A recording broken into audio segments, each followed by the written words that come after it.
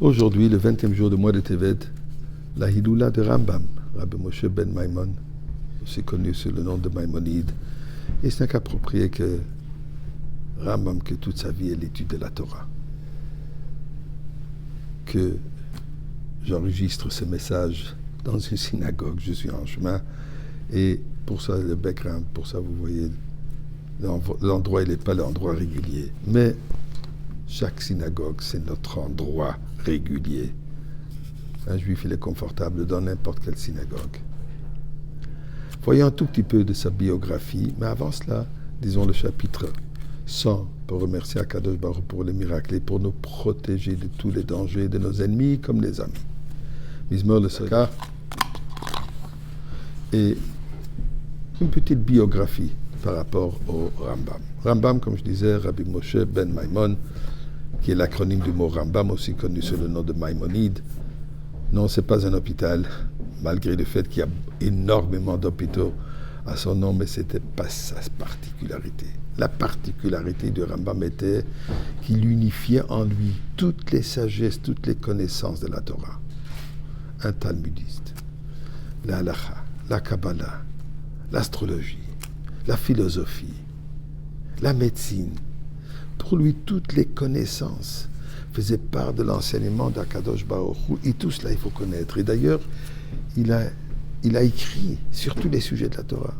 Trouvons dans la Gemara qu'il y avait, par exemple, les deux grands sages, Rav et Shmuel.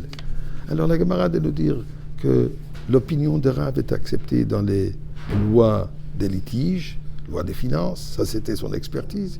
Et Shmuel, lui, il était plutôt expert dans Issoura, comme on dit, dans tous les lois religieuses, qu'est-ce qui est permis, qu'est-ce qui n'est pas permis, qu'est-ce qui est cachère, qu'est-ce qui n'est pas cachère, qu'est-ce qui est pur, qu'est-ce qui est impur. Bien sûr, ils avaient des connaissances de tout, mais leur expertise était dans un sujet particulier. Chez Rambam, il n'y avait pas un sujet particulier. Il était expert dans tous les domaines de la Torah. D'ailleurs, c'est ça la raison pourquoi le rabbi nous encourage d'étudier tous les jours 3 chapitres de Rambam. Pourquoi? Puisque dans le Rambam, toute la Torah est inclue. Et la Torah, elle est vaste, la Torah, elle est complète. Revenons un tout petit peu de sa vie. Né dans l'année 1135, Erev Pessah, et décédé aujourd'hui, le 20e jour du mois de Tevet, à l'âge de 69 ans, en 1204. Descendant du roi David.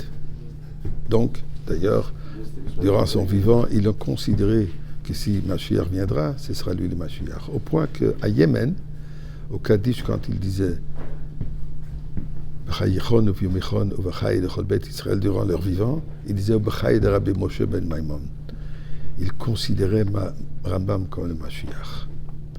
Malheureusement, malgré toutes ses connaissances et malgré tous ses succès dans l'enseignement de la Torah et dans le leadership de communauté, une vie extrêmement difficile et pleine de défis. Déjà à son jeune âge, il a perdu sa mère. À l'âge de 13 ans, son père et son frère David, ils ont dû fuir l'Espagne, Cordoba, dû à un groupe islamiste fanatique qui tuait les Juifs. Rien de nouveau là-dedans. De là, ils sont quittés à Fès, au Maroc, où il était pendant 5 ans. Apparemment, la maison dans laquelle il vivait existe toujours.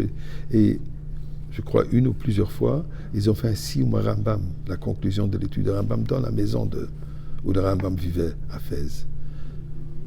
En passant par Israël, il est arrivé en Alexandrie. Et finalement, s'est établi dans la ville de Fostat, qui est aujourd'hui le vieux Cairo. Son frère David le supportait financièrement, puisque le Rambam est d'opinion qu'on n'a pas le droit de se faire payer pour l'enseignement de la Torah.